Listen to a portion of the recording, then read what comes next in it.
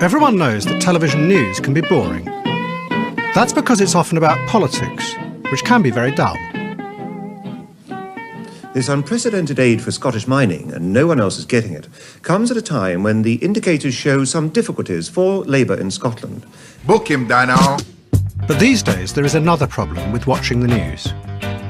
Night after night we are shown pictures of terrible things which we feel we can do nothing about.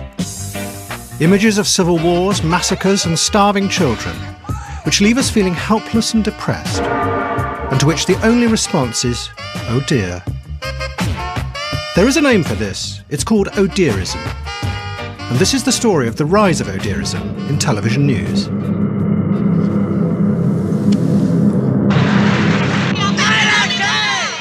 It began with the rise of the counterculture in the 1960s.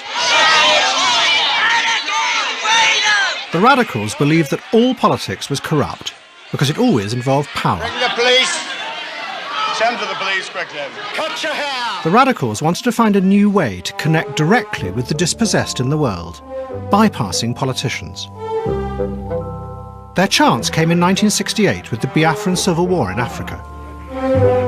Western politicians were doing nothing as thousands starved. So a group of radicals began a campaign to rescue the dying children. Propaganda films were made that portrayed the conflict dramatically as a new Holocaust.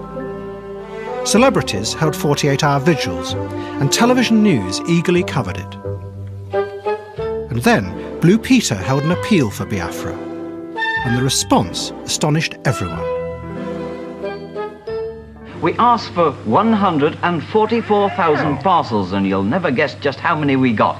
We got 1,444,000, and that is 10 times more than our actual target. What Biafra began reached its high point in 1985 with Live Aid. Thanks for coming. Michael Burke's news reports of the Ethiopian famine had shocked the West. Bob Geldof then used television to create an extraordinary event of global altruism. It showed that we together could do more to save the world than our ineffectual and corrupted politicians.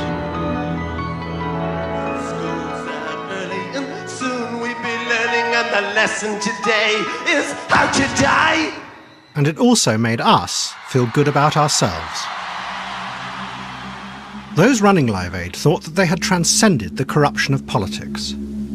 But actually, the money they raised may have had its own corrupting and destructive effects in Africa.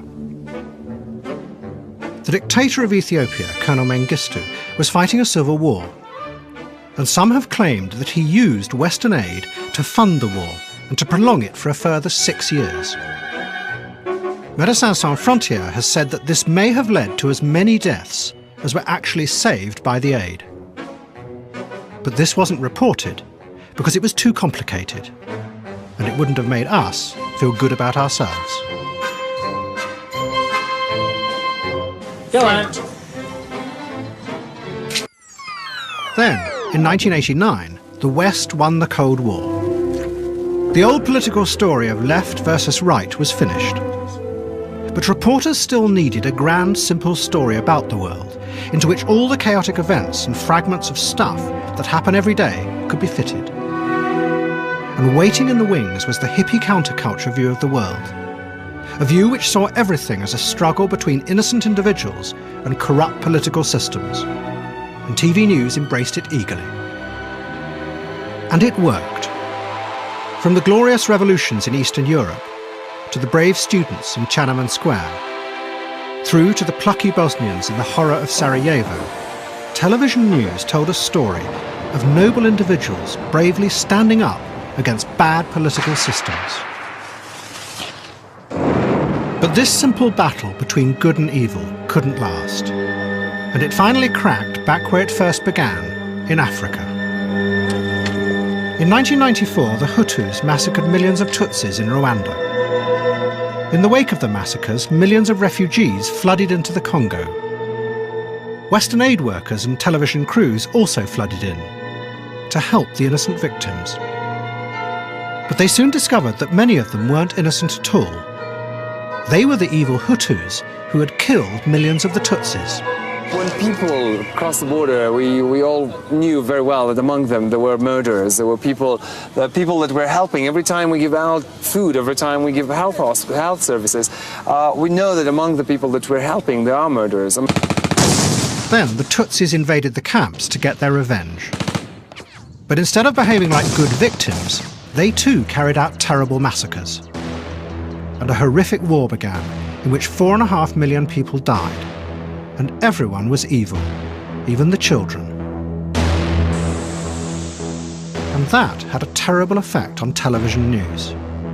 Because when there weren't any good or innocent people to support any longer, the kind of news reporting invented in the 90s made no sense.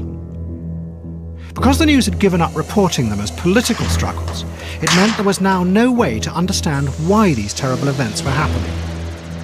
And instead, political conflicts around the world, from Darfur to Gaza, are now portrayed to us as simple illustrations of the mindless cruelty of the human race, about which nothing can be done, and to which the only response is, oh dear.